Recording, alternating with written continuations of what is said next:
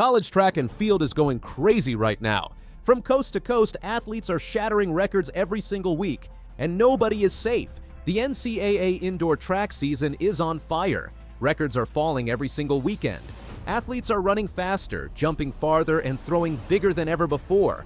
From Hawaii to the Big Ten, from small schools to powerhouses, everyone is putting up incredible numbers. This is not just one or two performances. This is a wave of excellence sweeping across college track and field.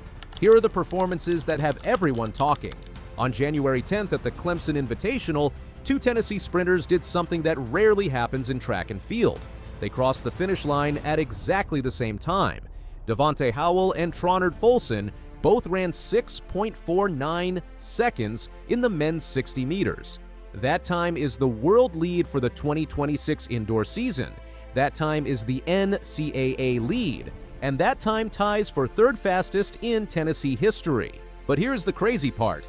The photo finish had to decide the winner. Howell won by 1,000th of a second. His time was 6.485. Folson's time was 6.486. The clock showed 6:49 for both runners, but the technology could measure the difference. Howell's time also set a Cayman Islands national record. So in one race, he became the world leader, the NCAA leader, and broke his country's national record.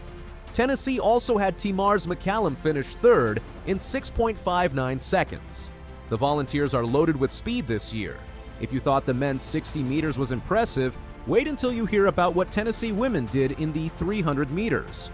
On January 16th at the Arkansas Invitational, Esther Joseph ran 36.41 seconds. That shattered the Tennessee school record. That ranked her number 8 on the NCAA all-time list. Not this season, not this decade, all time.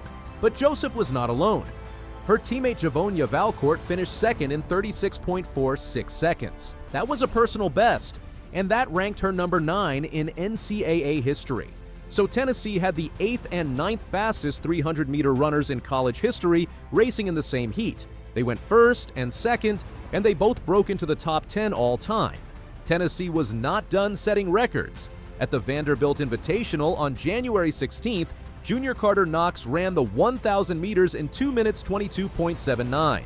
That broke the Tennessee school record of 2 minutes 23.38 seconds that was set in 2025. Knox took down a record that was less than a year old, and he did it by more than half a second.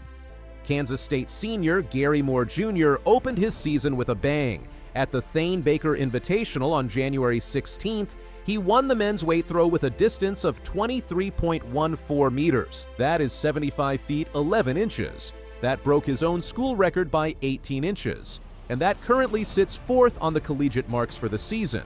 Moore Jr. has been battling his own records for years. The weight throw is one of the most technical events in track and field. It requires perfect timing, explosive power, and years of practice. Moore Jr. has mastered the event. At the same Kansas State meet, senior Vanessa Mercera made her return to competition after taking time away. She won the women's 400 meters in 53.04 seconds. That shaved 4 full seconds off her personal best. 4 seconds. That is a massive improvement. And it set a new Kansas State school record. Mercera's time tied for third on the collegiate list at the time of her performance. She was competing in a Kansas State uniform for the first time since May 2024.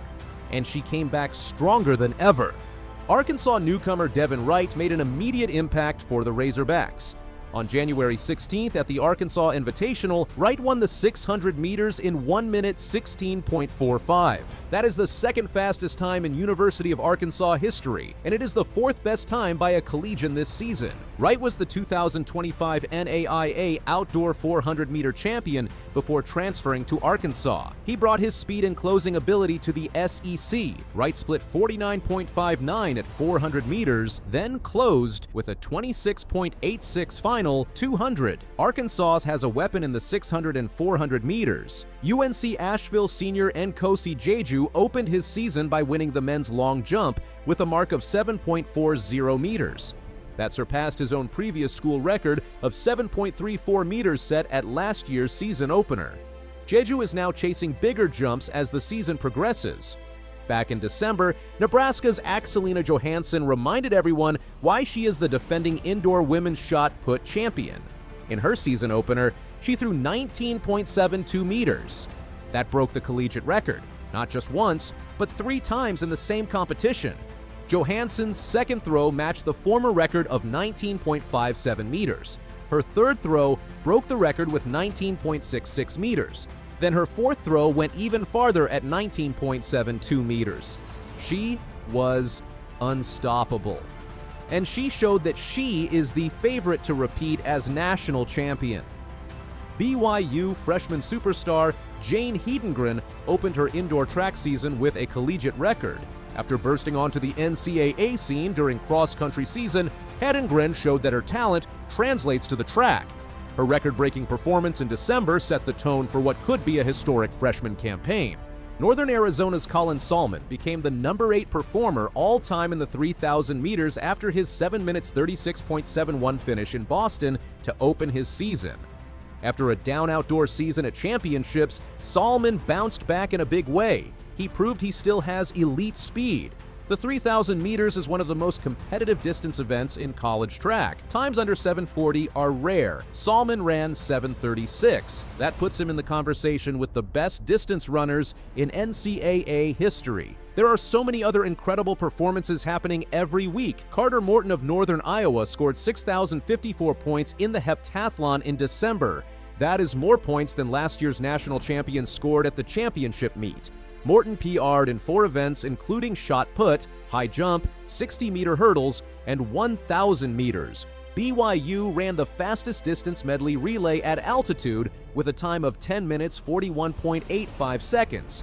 That is not only the fastest time run at altitude, it is the 10th fastest DMR time in history, all conditions. South Carolina's Salma El-Badra ran 8 minutes 41.76 seconds in the 3,000 meters, which is the number 5 all-time mark. What makes this indoor season special is the depth of talent. It is not just 1 or 2 schools dominating. Tennessee is setting records. Kansas State is setting records. Nebraska is setting records. Arkansas newcomers are making an immediate impact. Small schools like UNC Asheville are producing big performances. The other factor is the quality of the facilities. Tracks like the Randall Tyson Track Center at Arkansas provide fast conditions. Athletes are able to run their best times. The technology and training methods continue to improve. We are also seeing athletes transfer between programs and make immediate impacts. Devin Wright went from NAIA to SEC and ran the second fastest 600 meters in Arkansas history in his debut. Vanessa Mercera returned to Kansas State after time away and broke the school record. The indoor season is just getting started. Big meets are coming up at the end of January and throughout February. The Millrose Games in early February will feature some of the best athletes in the country.